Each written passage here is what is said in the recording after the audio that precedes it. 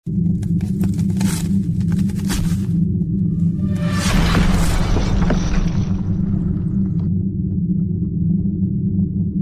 दोस्त राजकुमार और एक बार फिर से स्वागत करता हूं आपके अपने पसंदीदा यूट्यूब चैनल राज ऑनलाइन एजुकेशन अब के एक और ख़ास वीडियो में। खास इसलिए है कि दोस्तों क्योंकि इस वीडियो में अपन डिस्कस करेंगे कि राजस्थान बेरोज़गारी भत्ते में जो डॉक्यूमेंट्स लगते हैं, क्योंकि लास्ट वीडियो हमने बताया था कि बेरोज़गारी भत्ते का फॉर्म स्टेप बाय स्टेप अपन कैसे भरते हैं, सारा कुछ डिटेली मैंने उसके अंदर बता दिया है। यदि वो वीडियो आपने नहीं देखा है तो उसको जाके ज़रूर देख लेना, उसमें आपको सारी अपडेट मिल जाएगी, किस किस कॉलम में क्या क्या ऑप्शन है वो फिलअप करना है।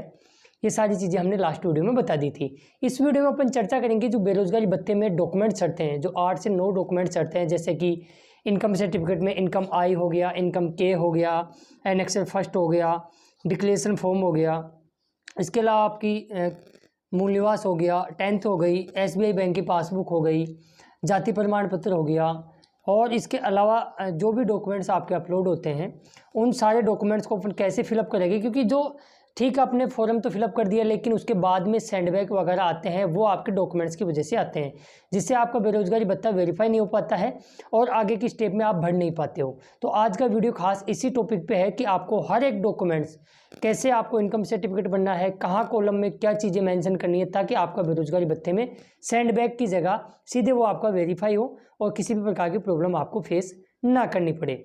चलिए आगे बढ़े, उससे पहले सभी पहले साथियों से मेरी गुजारिश रहेगी कि जो साथी चैनल पे नए हैं या चैनल को अब तक सब्सक्राइब नहीं किया है जरूर कर ले और नोटिफिकेशन बेल को दबा के ऑल पे क्लिक कर ले, क्योंकि हम राजस्थान बेरोजगारी भत्ते से रिगार्डिंग हर एक अपडेट आप तक लगातार पहुंचाते रहते हैं। चलिए अब देखिए आगे का पूरा वीडियो। तो नमस्कार दोस्तों, इस वीडियो में अपन बात करेंगे बेरोजगारी भत्ते में जो डॉक्यूमेंट्स की लिस्ट होती है, यानी कौन कौन से डॉक्यूमेंट्स लगते हैं, क्या क्या उनको प्रोसेस करनी पड़ती है, कैसे उन डॉक्यूमेंट्स को फिल करें ताकि आपका बेरोजगारी भत्ता सीधे ही सबमिटेड होने के बाद में ना तो सेंडबैक आएगा, सीधे ही वेरीफाई हो जाएगा, फिर उसके बाद में अप्रूवल होकर आपको बेरोजगारी भत्ता मिलना शुरू हो जाएगा। और फिर जिला रोजगार कार्यालय भी आपको फॉर्म के अंदर सिटीजन बैक या फिर एक तरह से सेंडबैक या फिर ऑब्जेक्शन नहीं डालेगा। क्या क्या डॉक्यूमेंट्स की रिक्वायर्ड होती है, कैसे उनको फिलअप करते हैं, सारा कुछ इस वीडियो में अपन बात करेंगे। और इसके अलावा मैंने एक वीडियो पहले से बना रखा है कि बेरोजगारी भत्ते का फॉर्म आप घर बैठे ई-मित्र के बिना ई-मित्र के अपने मोबाइल से भी फिलअप कर सकते हो। इस वीडियो या ये डॉक्यूमेंट्स कंप्लीट बनाने के बाद में उस वीडियो को देख लेना और घर बैठे ही आप आराम से भत्ते का फॉर्म भर के इस योजना का लाभ ले सकते हो।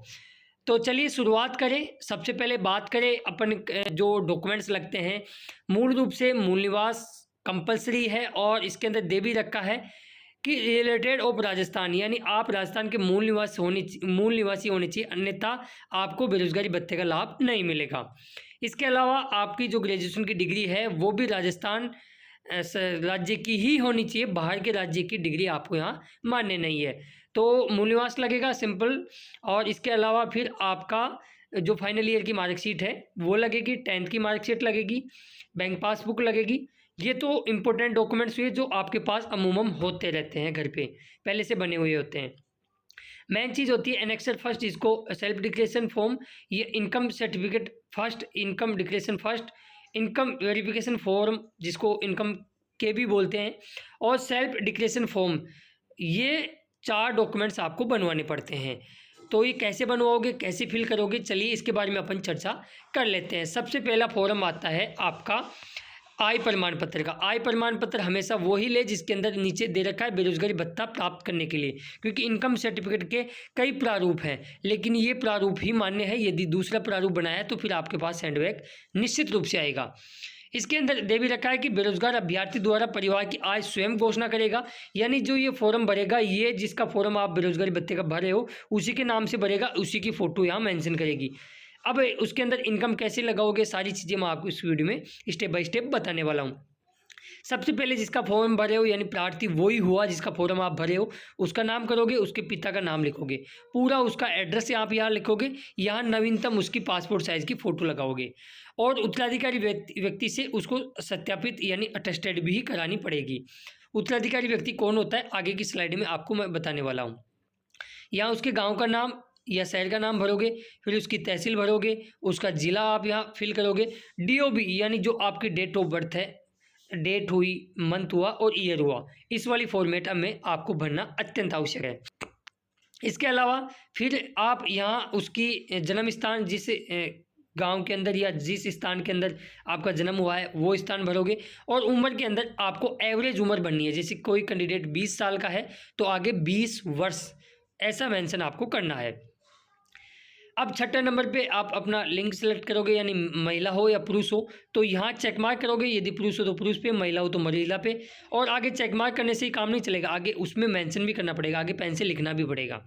विवाहित स्थिति को भी आपको यहाँ मेंशन करना पड़ेगा कि आप विवाहित हो या अविवाहित हो, यानी मैरिड हो या अनमैरिड हो, तो आगे उसको चेक मार्क करके आगे लिखना भी पड़ेगा।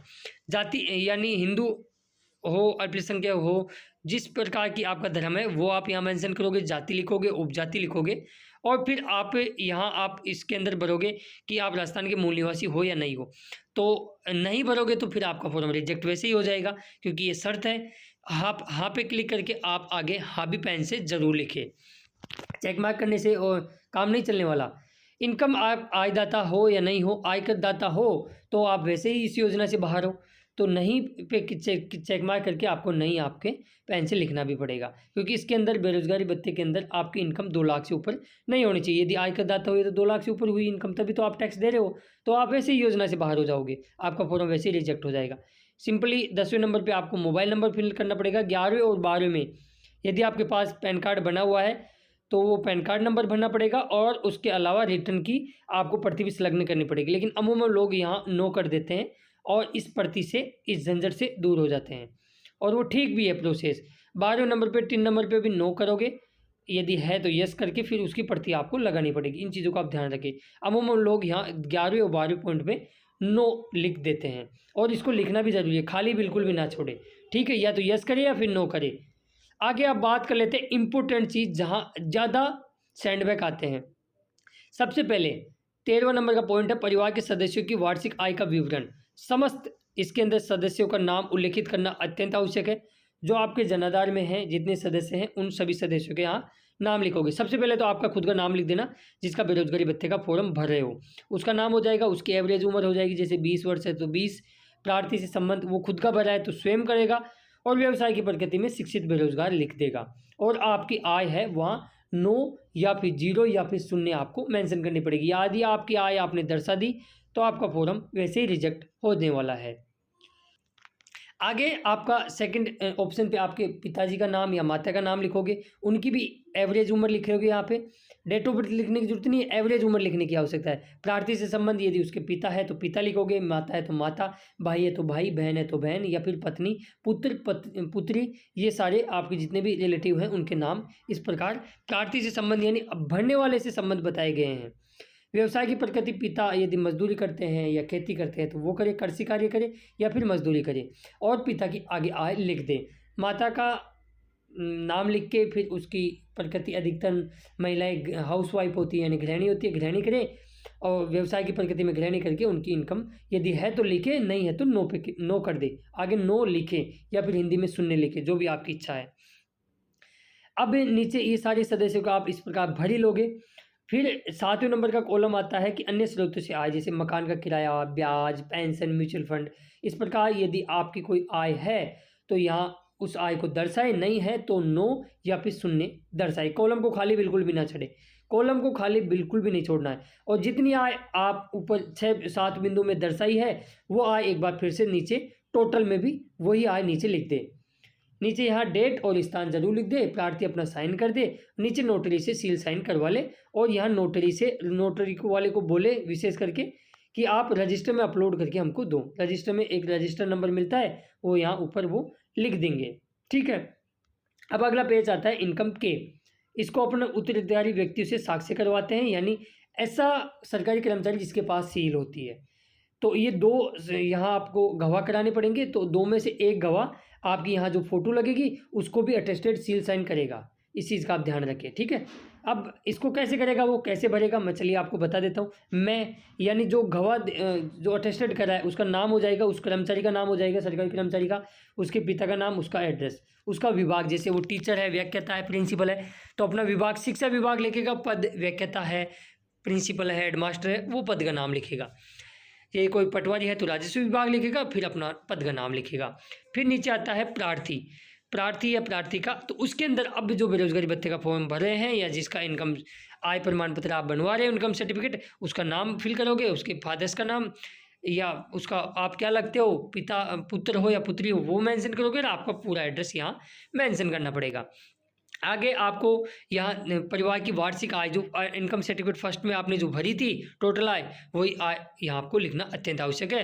फिर जिस अधिकारी ने सत्यापित कराया है उसका नाम, डेट, किस तारीख को आप करवा रहे हो और उसका स्थान यहाँ लिखना अत्यंत आवश्यक है, और उस अधिकारी के मोबाइल नंबर भी लिखना अत्यंत आवश्यक है। इसी प्रकार दूसरे गवाह से भी आप करवा लोगे।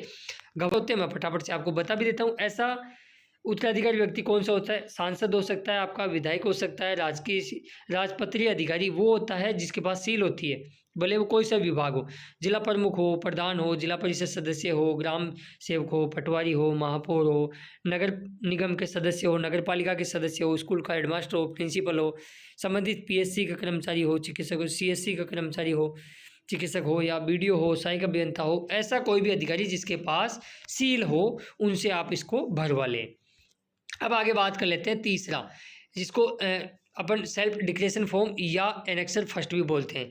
इसके अंदर आई के बाद में आपका नाम भरोगे, जिसके नाम से इनकम सर्टिफिकेट बनवा रहे हो, आय प्रमाण पत्र बनवा रहे हो, उसका नाम हो जाएगा, उसके पिता या उसके पति जो भी हैं उसका नाम हो जाएगा।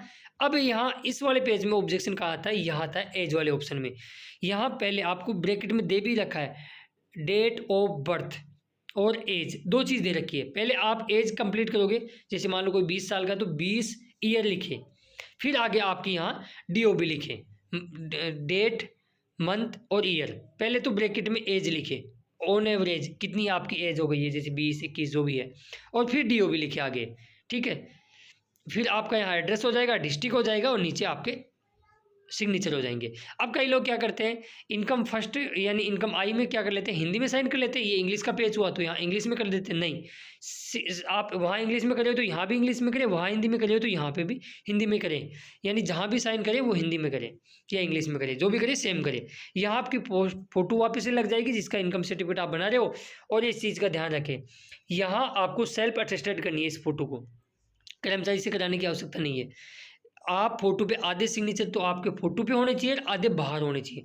कोशिश करें मार्कर वगैरह इस चीज़ का यूज़ करें, क्योंकि पेन के सिग्नेचर आपको फोटो पे कई बार दिखते नहीं है अधिकारी को, तो वो सेंडबैग दे देता है। तो मार्कर का यूज़ करके भी आप यहाँ फिल कर सकते हो। छोटा वाला जो ब्लैक पेन होता है, ब्लैक पेन का भी यूज़ कर सकते हो, ये चीज़ करें। अगला जो इंपॉर्टेंट पेज आता है वो आता है प्रार्थी द्वारा योजना की शर्तों को पूर्ण करने के बारे में सब घोषणा पत्र। इसके अंदर आपका नाम भरा जाएगा, जिसका इनकम सर्टिफिकेट जिसके नाम से बन रहा है उसके पिता का नाम, और इन बिंदुओं को आप पढ़ लेना कि इन नियमों को आप फॉलो कर रहे हो कि नहीं कर रहे हो। ये सारे यहाँ पे कुछ बिंदु दिए गए हैं कि यदि ये चीज़ें आप पे लागू होती है तो आप भत्ते का लाभ नहीं ले सकते हो। फिर यहाँ नीचे सिग्नेचर करोगे आप अपना, और ब्रैकेट में आपका पूरा नाम लिख दोगे। ये इस प्रकार आपके 4 पेज हो जाते हैं। इनको तैयार करने के बाद में अब आपकी बारी, अगली स्टेप होती है फॉर्म को ऑनलाइन फिलअप करने की, जिसमें मैंने एक डेडिकेट वीडियो बना रखा है कि घर बैठे आप अपने मोबाइल से भी बिना ई-मित्र पे गए हुए आराम से फॉर्म को भर के इस योजना का लाभ ले सकते हो। तो आई होप मैंने सारे डॉक्यूमेंट्स बता दिए। इसके अलावा SC और ST वर्ग से हो तो फिर आपका यहाँ पे जाति प्रमाण पत्र भी लगने वाला है। आगे एक पॉइंट और जुड़ जाता है, ये OBC जनरल की बात कर रहा हूँ, जाति प्रमाण पत्र की, तो वो भी यहाँ अपलोड होगा। तो इन स्टेप से यदि आपने फॉर्म को फिल किया तो मैं विश्वास दिलाता हूँ आपके फॉर्म में सेंडबैक नहीं आएगा, सीधा फॉर्म वेरीफाई होगा। विभाग को मतलब कमी नहीं छोड़ोगे तो सेंडबैक कैसे आएगा? सिटीजन सेंडबैक बिल्कुल नहीं आएगा, ऑब्जेक्शन नहीं आएगा, और आपका फॉर्म वेरीफाई हो जाएगा। फिर कुछ ही महीनों के बाद में आप देखोगे कि आपका फॉर्म अप्रूवल होकर आपको इस योजना का लाभ मिलना स्टार्ट हो जाएगा। तो आई होप सारी चीज़ें क्लियर हो गई होगी। तो आई होप दोस्तों आपने पूरा वीडियो देख भी लिया होगा, और देखने के बाद में सारे आपके जो डाउट हैं वो क्लियर आई होप हो गए होंगे। फिर भी यदि आपका कोई बेरोजगारी भत्ते से रिगार्डिंग अन्य कोई डाउट रह जाता है तो मुझे कमेंट्स बॉक्स में ज़रूर बताइएगा। हम अलग से डेडिकेट वीडियो बना के आपके वो डाउट भी क्लियर करने का बखूबी रूप से प्रयास करेंगे। और हाँ, जिन साथियों ने अभी तक भी चैनल को सब्सक्राइब नहीं किया है जरूर कर दें, और नोटिफिकेशन बेल को दबा के ऑल पे क्लिक कर दें, क्योंकि हम राजस्थान बेरोजगारी भत्ते से रिगार्डिंग हर एक अपडेट आप तक प्रूफ के साथ लगातार देते रहते हैं। इस वीडियो को अपने दोस्तों और मित्र मंडल में भी शेयर कर दें, क्योंकि बहुत से दोस्त सेंडबैग की वजह से प्रॉब्लम रहते हैं। आए दिन उनके फॉर्म में सेंडबैग वगैरह आते रहते हैं, जिससे वो ई-मित्र के चारों तरफ चक्कर काटते रहते हैं और समय और पैसे दोनों की बर्बादी उनकी हो पाती है। तो वीडियो को लाइक जरूर करके जाना और बाकी सब्सक्राइब करके आप नोटिफिकेशन बेल को दबा के उन पर क्लिक कर ही लोगे, ताकि आपके पास बेरोजगारी भत्ते की हर एक लेटेस्ट अपडेट पहुंचती रहे। इसी आशा और उमंग के साथ मैं लेता हूं आपसे विदा। मिलेंगे नेक्स्ट वीडियो में खास अपडेट के साथ, तब तक के लिए जय हिंद जय।